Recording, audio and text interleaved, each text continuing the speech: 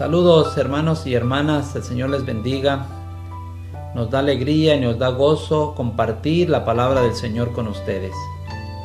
En esta hora vamos a seguir compartiendo la serie de meditaciones respecto al tema de la guerra. Hoy vamos a estudiar en el libro de Sofonías, el capítulo 3. El título de nuestra meditación es El destino de Asiria y el triunfo de la iglesia. Vamos a descubrir cómo también el profeta Sofonías se le mostró el destino de la Siria antitípica unido con el triunfo de la iglesia, el triunfo del pueblo de Dios. Es muy importante, hermanos, que nosotros entendamos que la caída de la Siria antitípica, de la Siria moderna, tiene que ver con la purificación de la iglesia, la liberación del pueblo de Dios, pero también su triunfo finalmente. ¿Cuál es su triunfo? Pues que el evangelio finalmente pueda ir a todo el mundo y la obra de salvación se termine. Así es que vamos a comenzar. El capítulo 3, versículo 1, dice así: Ay de la ciudad corrompida y contaminada y opresora. El antecedente del pronombre la lo encontramos en el versículo 13 del capítulo anterior.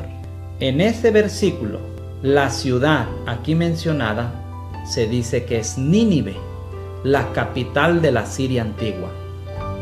Pero para estar seguros ahora si esta Nínive es realmente la capital de la antigua Siria o de alguna otra Siria, vamos a estudiar los demás versículos de este capítulo.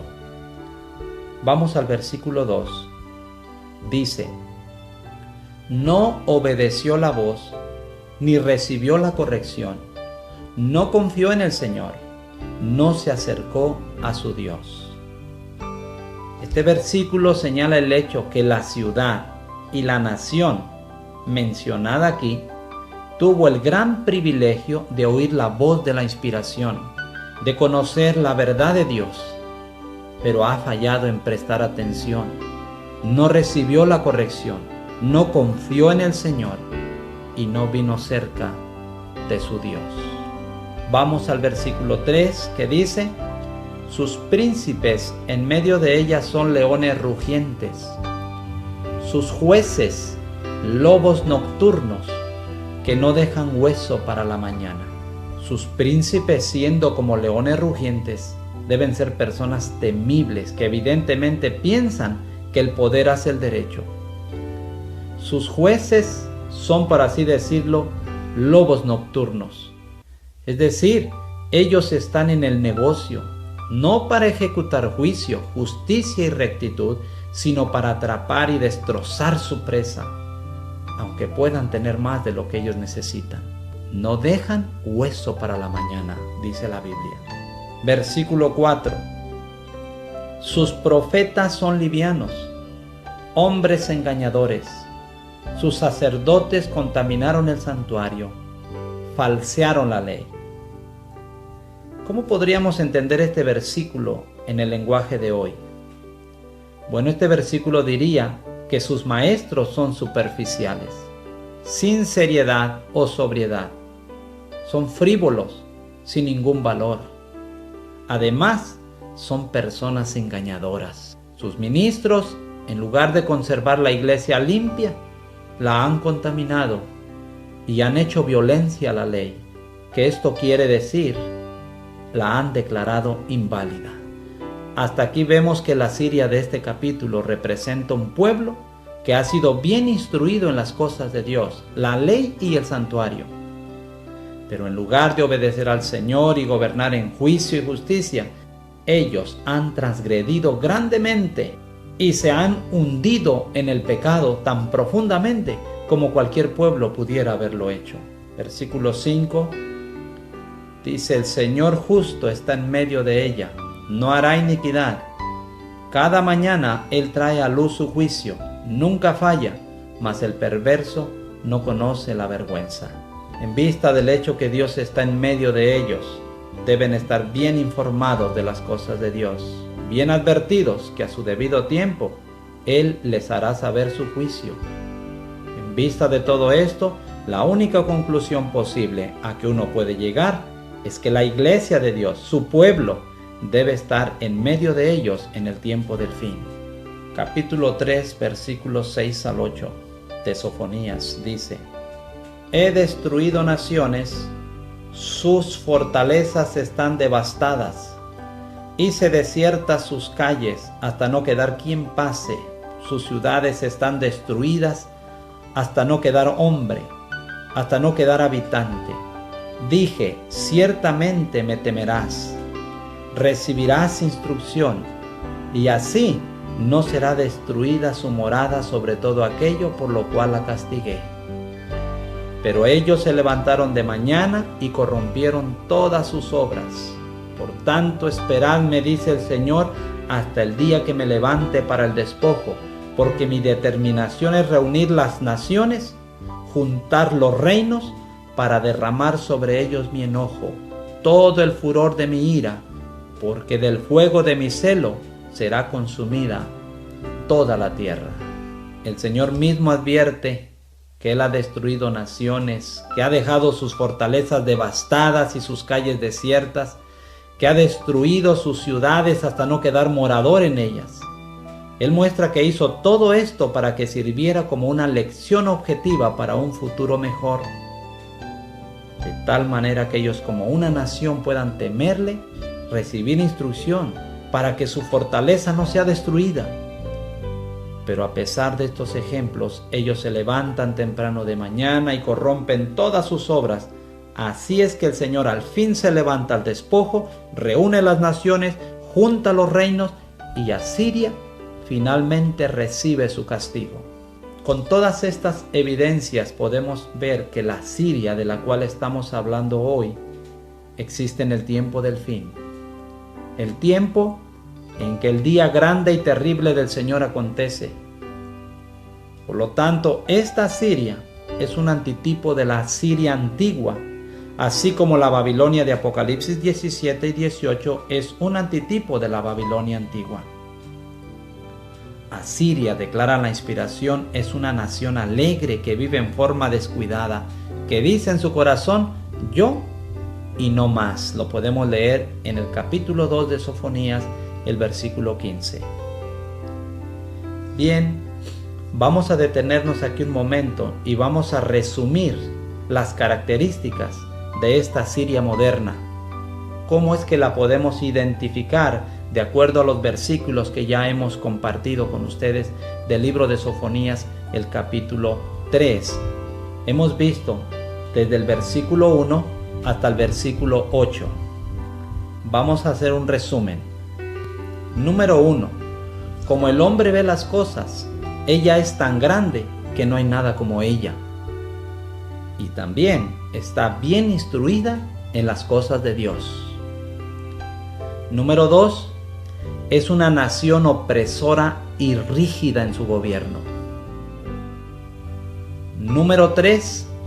Ha contaminado el santuario y anulado la ley de Dios. Número 4. Ha amontonado riquezas, yendo en busca de ellas como va el lobo por la noche, cazando su presa. 5. Ella alberga a la iglesia de Dios, pueblo verdadero de Dios. 6. Ella existe en el tiempo en que el Señor ha de manifestar su poder y destruir a las naciones impías.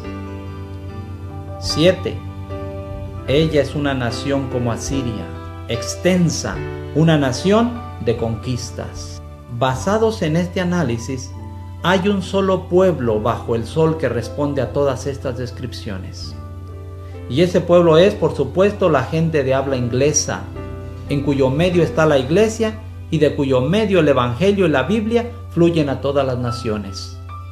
Tan claro como las palabras lo manifiestan, la aplicación de esta profecía en Sofonías es para el mundo cristiano de hoy de habla inglesa. Ya lo habíamos explicado en las meditaciones anteriores que esta Siria moderna, esta Siria que existe en el tiempo del fin, representa a Estados Unidos y a todos sus aliados. Hoy, a través del profeta Sofonías, estamos aún dando más evidencias que es cierto, eso es verdad. Gloria a Dios, hermanos, porque no solo a través de un profeta Dios nos habló acerca de estos acontecimientos, de estos eventos, sino que en varias profecías, a través de varios profetas, el Señor reveló la misma verdad, dando a unos más detalles que a otros o puntos diferentes, pero finalmente es una sola verdad. Ahora, Dios está diciendo a la ciudad capital de Asiria, sin duda, que tú has practicado todas estas abominaciones, pero no continuarás haciéndolo. El tiempo está cerca. Pon un alto a tus insensateces. Dios tiene un mensaje para la Siria moderna. Dios tiene una amonestación para estas naciones. Y ese mensaje es que se vuelva a Él, que se arrepienta antes que sea demasiado tarde. Ahora vamos a ir al versículo 9 de Sofonías capítulo 3. Aquí va a cambiar ya el tema. Los versículos del 1 al 8, pues como lo explicamos anteriormente, hablan de Asiria. Pero ahora del versículo 9 en adelante, entonces habla de la iglesia, del pueblo de Dios. Y miren lo que dice. Porque entonces daré a los pueblos un lenguaje puro, para que todos ellos puedan invocar el nombre del Señor, para servirle de común consentimiento. La inspiración aquí en este versículo con certeza está diciendo que después de que Asiria reciba su castigo y sean sacados los impíos de su iglesia, recuerden, hermanos, que la caída de Asiria está íntimamente conectada con la purificación, con la separación del trigo de la cizaña en la iglesia. Entonces, una vez que Asiria caiga, la purificación ocurre en la iglesia. Entonces el evangelio será proclamado en un idioma puro, para que todo aquel que desee llame el nombre del Señor para servirle con alma y corazón. Entonces es cuando solo los que hayan vencido la tentación en la fortaleza del Todopoderoso se les permitirá proclamar el mensaje del tercer ángel, cuando éste se intensifique hasta llegar a ser el fuerte pregón. Entonces es que se cumplirá esta declaración inspirada que encontramos en la Review and Herald del 19 de noviembre de 1908. Versículos 10 y 11. De la región más allá de los ríos, de Etiopía mis suplicantes, aún la hija de mis esparcidos me traerá ofrendas. En aquel día no serás avergonzada por ninguna de tus obras con que te rebelaste contra mí, porque entonces quitaré de en medio de ti a los que se alegran en tu soberbia, y nunca más te ensoberbecerás en mi santo monte. Muy clara la palabra del Señor. Cuando el evangelio sea proclamado en un lenguaje puro, aún dice, desde los confines de la tierra, el pueblo de Dios vendrá con una ofrenda al Señor. ¿Por qué? ¿Cuándo se hace esta obra? Una vez que el Señor haya quitado de en medio de su pueblo a los que se gozan en su orgullo. La iglesia no se ensoberbecerá más. Versículo 12. Y dejaré en medio de ti un pueblo humilde y pobre, el cual confiará en el nombre del Señor.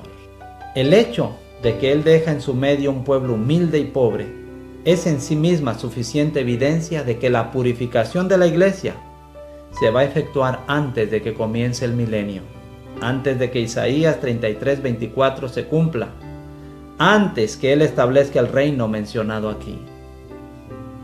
Miren lo que dice ahora el versículo 13.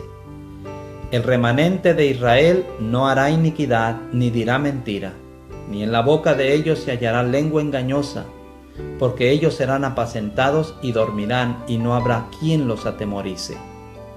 El remanente, estos son los que son dejados después de la purificación. Dice la Biblia que ellos no van a pecar más. Para siempre serán sin engaño en sus bocas. Verso 14. Canta, oh hija de Sión, da voces de júbilo, oh Israel, gózate y regocíjate de todo corazón, hija de Jerusalén.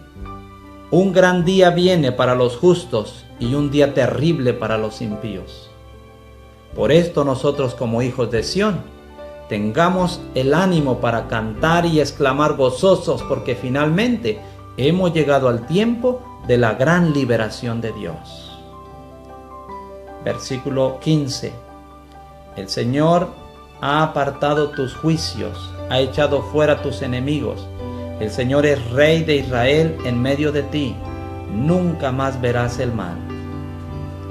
Seguramente que estos versículos, estas partes de la profecía, nos debieran animar a todos los creyentes de la verdad para exclamar con júbilo al darnos cuenta que el día en que no veremos más mal está muy cercano y que el Señor será el único Rey de su pueblo. Versículo 16 al 20. En aquel tiempo se dirá a Jerusalén: no temas, Sión, no se debiliten tus manos. El Señor tu Dios en medio de ti es poderoso. Él salvará, se gozará sobre ti, con alegría descansará en su amor, se regocijará sobre ti con cánticos. Reuniré a los afligidos para la asamblea solemne que son de entre ustedes, para quienes el oprobio de ella es una carga. He aquí en aquel tiempo yo desharé a todos tus opresores y salvaré a la que cojea y recogeré a la descarriada. Y yo os pondré por alabanza y por renombre en toda la tierra. En aquel tiempo yo os traeré de nuevo, en aquel tiempo os reuniré yo, pues os pondré para renombre y para alabanza entre todos los pueblos de la tierra, cuando levante vuestro cautiverio delante de vuestros ojos, dice el Señor. El Señor quiere que sepamos que cuando quite de nosotros la cautividad, cuando venga la liberación sobre nosotros, Él también nos hará un nombre y una alabanza entre todas las gentes de la tierra. El reino de Judá, la iglesia purificada y apartada, estos eventos son por lo tanto no solo premileniales, sino también en tiempo de gracia. ¿Cuánto debemos alegrarnos por el privilegio de ser contados entre los primeros frutos? Qué gran bendición tenemos cada uno de nosotros, hermanos, al ser conocedores de estas verdades importantísimas para este tiempo. Hermanos y hermanas, yo quisiera llamarles en este momento a que reflexionemos. Dice la Biblia en Amós 3:7, porque no hará nada el Señor sin que revele antes su secreto a sus siervos los profetas. Vivimos en los últimos días de la historia de este mundo. A través de las profecías el Señor nos muestra que está muy cerca la liberación del pueblo de Dios, que está muy cerca la caída de Asiria y por lo tanto está muy cerca el triunfo de la iglesia. El Señor nos ha dado evidencias a través de sus profecías, a través de sus profetas. Para nosotros solamente lo que nos corresponde es creer incondicionalmente en sus profetas. Quiero llamar su atención a algunos acontecimientos en la Biblia, hermanos. Qué importante es que nosotros pongamos atención a la voz del Señor que nos habla a través de estos mensajes maravillosos. El pueblo de Israel, por causa de su pecado, por causa de su maldad, fueron llevados cautivos a Babilonia por 70 años. Pero el Señor lo había dicho a través de sus profetas que ellos iban a ser liberados. Y les dio señales, y una de esas señales es que cuando ellos vieran que los ejércitos de Medo-Persia se acercaban, para ellos era la señal que el tiempo de liberación había llegado. Al igual, Él habló a sus discípulos años más tarde, cuando habló de la destrucción de Jerusalén, y les habló de las señales, los eventos que ocurrirían que les mostrarían que era tiempo de salir, que era tiempo de hacer algo. Y esa señal era cuando el ejército de Roma se acercara a Jerusalén, rodeara a Jerusalén. Esa era la señal. Ellos lo sabían, entonces los cristianos salieron, todos los cristianos salieron a tiempo, antes de que Jerusalén fuera destruida. A través de estos mensajes tan maravillosos, el Señor nos está diciendo que el tiempo de nuestra liberación ha llegado. ¿Qué harás tú, hermano y hermana? ¿Qué haré yo con tan grande evidencia que el Señor nos está dando hoy, que el tiempo ha llegado? Que el Señor nos ayude, hermanos, para cumplir el propósito divino del Señor. Levantarnos, despertar, resplandecer, vivir la verdad en nuestros corazones y darla a conocer a otros porque el tiempo es corto. Amén.